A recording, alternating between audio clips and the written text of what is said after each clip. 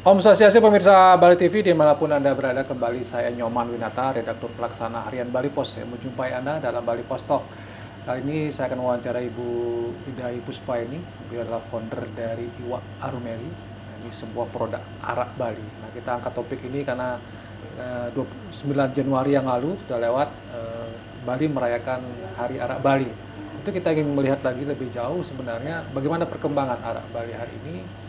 Dan salah satu pelakunya adalah Ibu Udayu.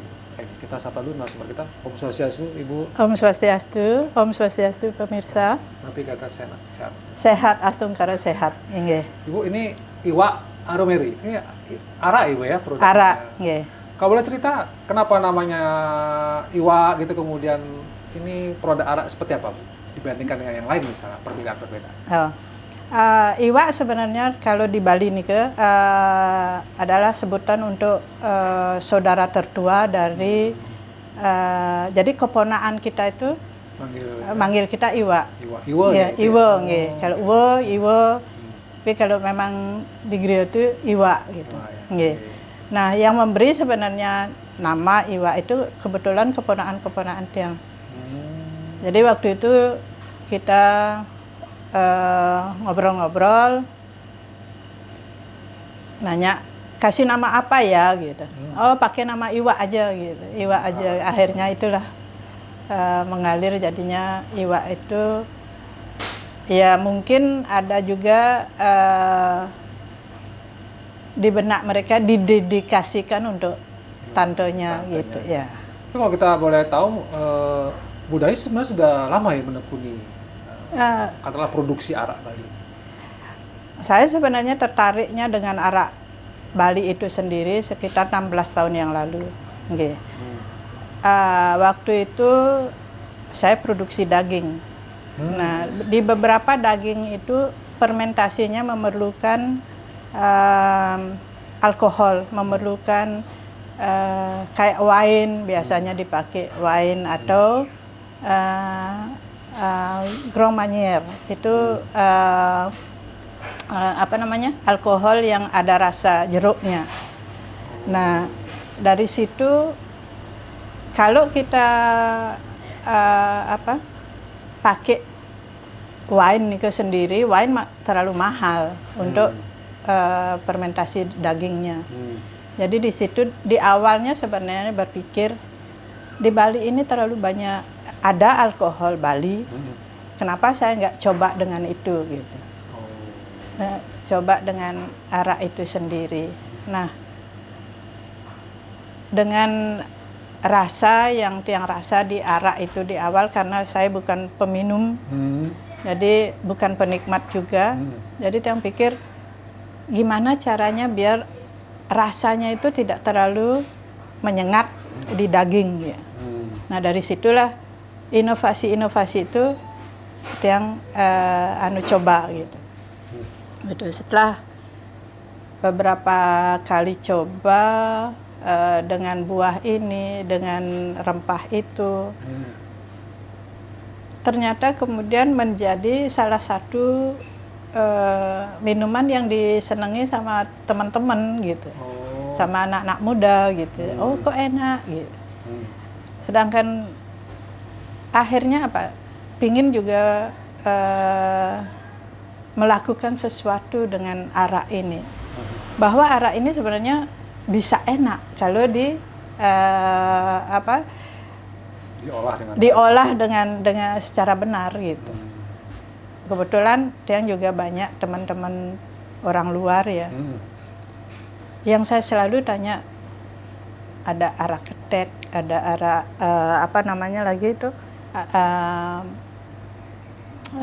madu. Cuman mereka selalu bilang masih ada rasa yang mereka tidak sukai di arak itu sendiri. Gitu. Jadi tes orang asing itu belum pas dengan arak Bali sebenarnya gitu. Nah, setelah yang tekun nih, apa sih sebenarnya yang bikin arak itu dianaktirikan gitu? Memang dari bau, kalau baru dari distilasi dari petani itu, dari bau memang masih menyengat sekali. Nah, ternyata bedanya kalau kita dari petani langsung kita botolkan, langsung kita jual, memang rasanya itu nggak enak. Dia perlu diistirahatkan dulu. Ya. Disitulah yang rasa gini, oh ternyata kalau diistirahatkan dulu bagus dia. Nah pada waktu dan juga riset-risetnya Niki yang jumpai karena kesalahan juga.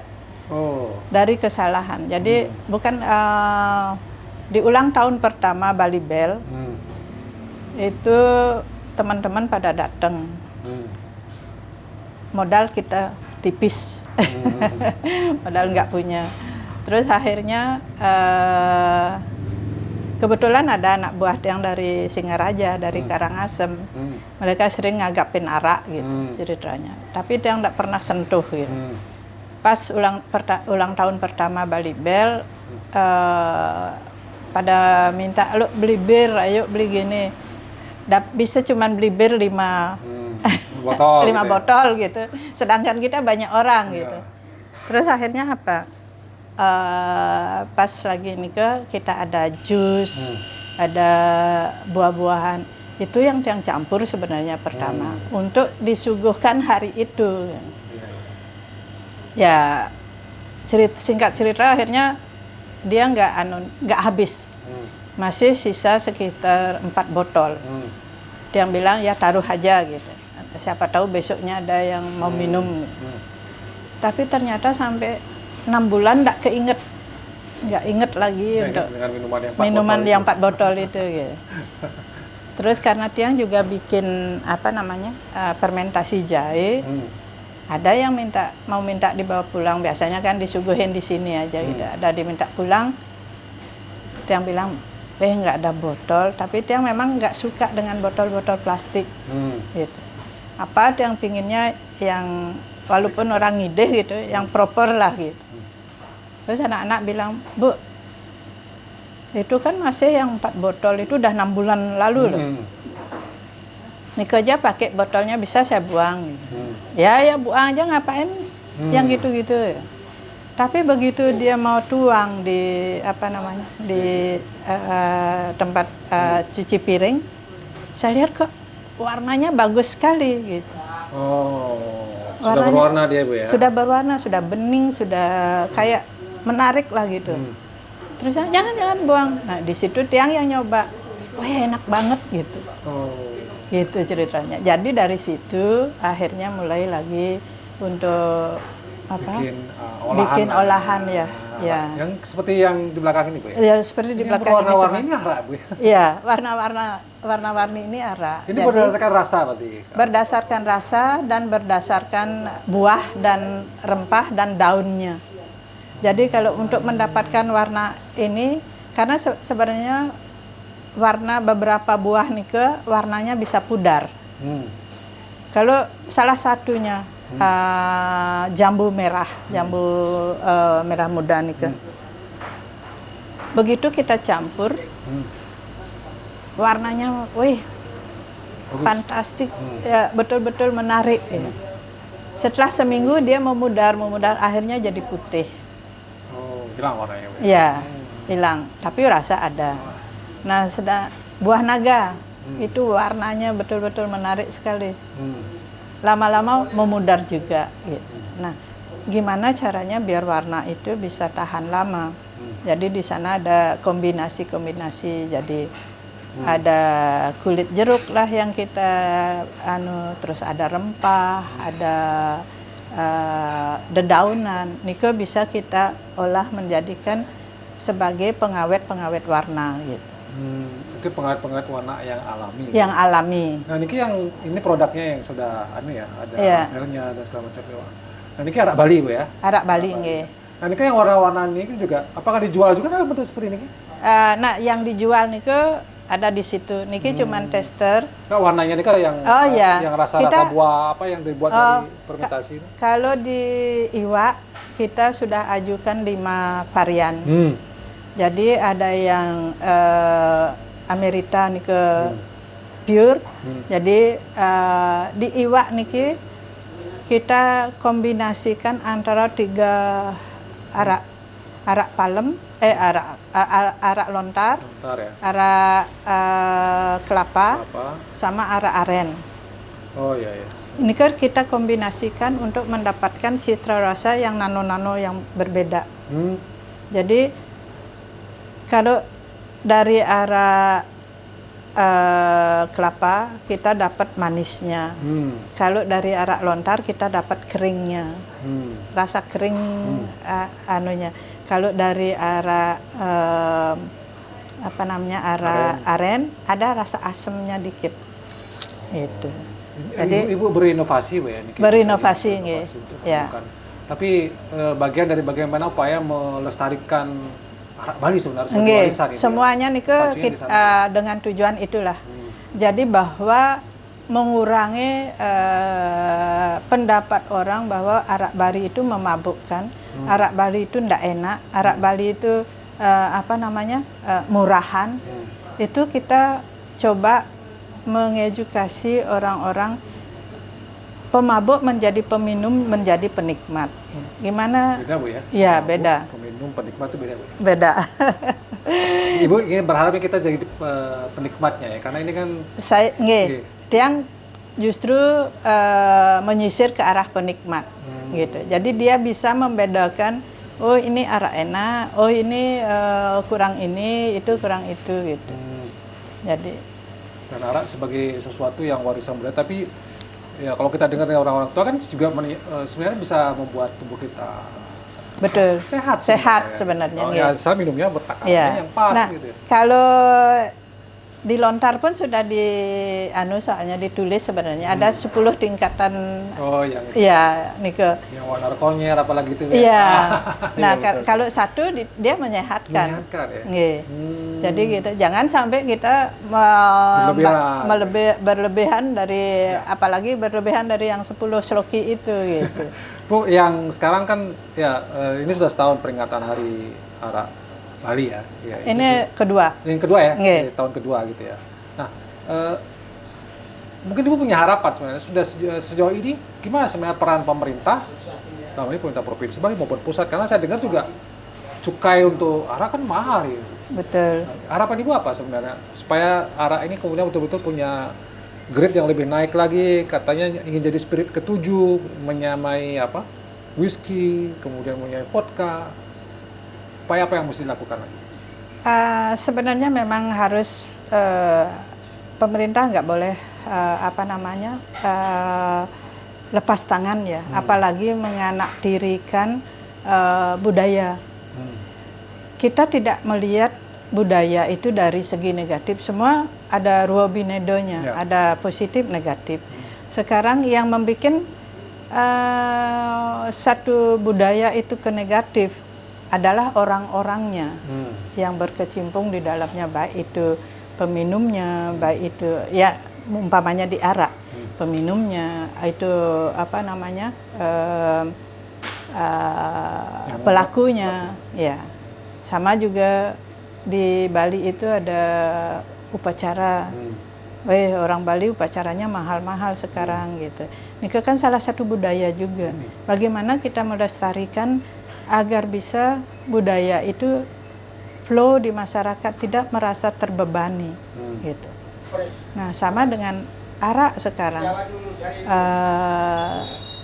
Memang sekarang pemerintah Bali sudah dengan adanya Pergub itu sudah membukakan pintu, walaupun hanya untuk di Bali sementara gitu. Jadi sudah dibukakan pintu.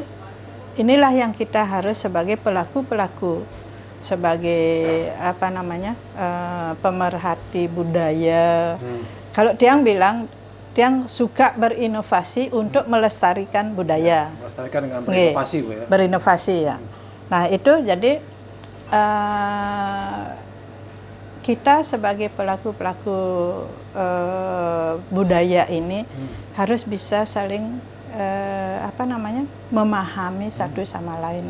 Kita nggak berlomba untuk memperlihatkan bahwa saya lebih tinggi, bahwa ini begini. Enggak. Gimana caranya kita melestarikan bersama dengan cara kita masing-masing gitu. Jadi kolaborasi ya. Kolaborasi harus selalu ada. Karena kalau bersaing ada yang jual murah. Iya. Tapi kalau ibu jualannya memang menyasar yang anu ya. Yang premium gitu. Karena ibu ingin arak ini dihargai. Dihargai. Ya. Bukan yang 15.000 per botol gitu. Enggak. Jadi di sini justru sekarang di duty free mau ditingkatkan menjadi 1 juta per botol. Setara dengan whisky, dengan minuman luar ya. Tapi kalau peminatnya, penikmatnya ada juga Bu ya? Nah di sini kita sudah melihat kan setiap itu tuh ada kelasnya ya. Ada kelas, kalau kelas penikmat pasti nyasarnya ke iwa.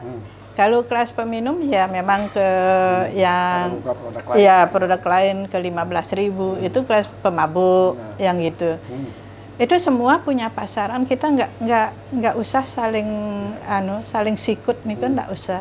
Karena semua penikmat itu dia tahu, oh saya sukanya arak A, saya sukanya arak B, saya sukanya arak ini gitu.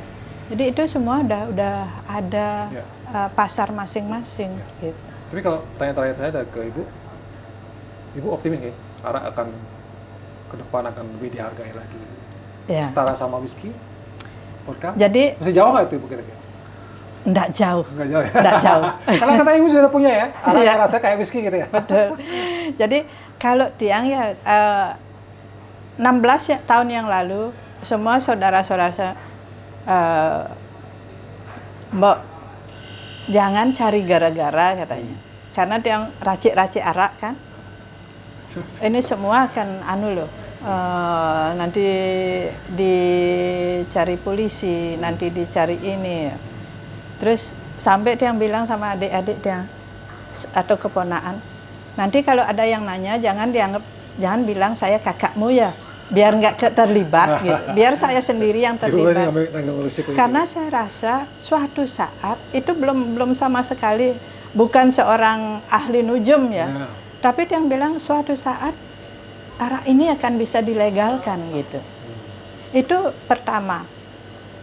Jadi dia nggak was-was itu pasti ada karena apa? Tapi dia pikir gini, kalau saya berinovasi juga tidak boleh, sedangkan itu adalah warisan budaya kita. Jadi apa kontribusi kita kepada hidup ini sendiri? Ini dibatasi, itu dibatasi, semua terbatas. Jadi, ayolah kita jadi robot semuanya, gitu. Tapi inovasi itu kan perlu bagi bagi pelaku itu sendiri, karena dia bisa menuangkan ide-idenya dia, entah itu gila, entah itu bagus. Kayaknya setiap orang yang berinovasi itu pasti gila. Gila. Einstein kan dia gila juga. Menemukan sesuatu yang baru gitu. Ya, gitu. Harus berani, harus melangkah nih, harus berani. Memang kita tidak selalu, itulah Bali bilang ada ruobinedonya. Pisau bisa membunuh, bisa juga membantu kita untuk menyelesaikan banyak hal. Kerjaan. Gitu. Jadi selalu kita lihat dari segi mana kita harus berdiri. Gitu. Jadi kalau petani itu dia bikin arak untuk membiayai hidup mereka, untuk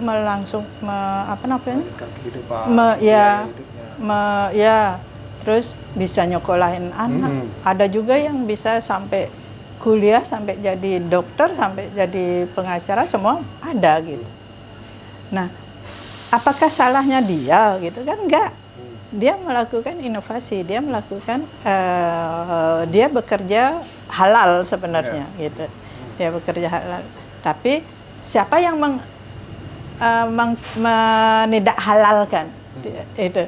Kan akhirnya si pemabuk itu yang membuat dia itu kerjaan yang tidak bagus gitu. Padahal semua kerjaan itu bagus sebenarnya gitu. Oke Bu, karena waktu ya, menarik kita bicara tentang persoalan, tapi saya menggarisbawahi bahwa bagaimana ini sebagai warisan budaya Bali harus dilestarikan.